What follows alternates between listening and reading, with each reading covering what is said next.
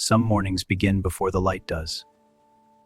Nai Nai had always been the first sound in the house, the soft shuffle of cloth slippers, the quiet creak of a wooden floor. The plum tree in the courtyard had been there longer than she could remember. Its bark was gray and deeply grooved, like the face of someone who had lived fully.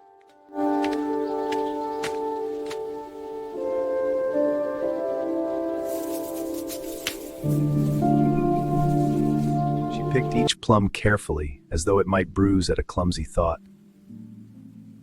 These were the last ones of the season, small, dark, and heavy with sweetness.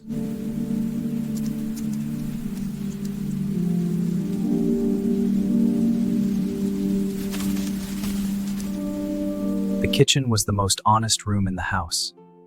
Everything in it had been used 1,000 times and had earned its place. She laid out the jars with complete intention, lined up on the wooden shelf like small, patient sentinels. The first held memory, the fourth held something Nai Nai could not quite name, but felt certain her granddaughter would understand someday. Her granddaughter arrived the way children always do, suddenly, filling the quiet with small footsteps and the smell of cold air on a warm coat.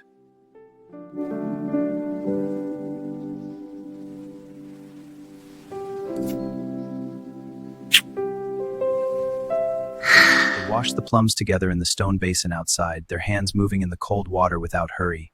There was something about this that felt like a conversation, the kind that needed no words to be fully understood. She had a notebook.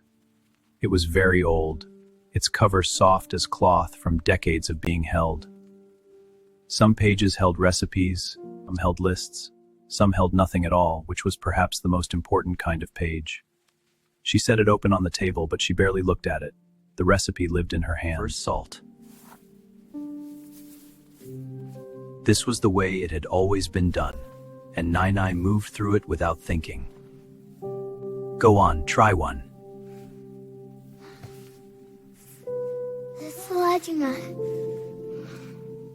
Can I have another? When it was time to seal the jar, Nai Nai took her granddaughter's hands in her own and guided them onto the lid.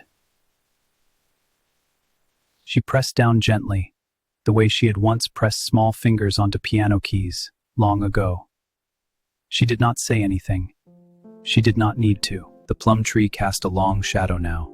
Neither of them wanted to say what they were both thinking, so they said nothing at all, and that was enough.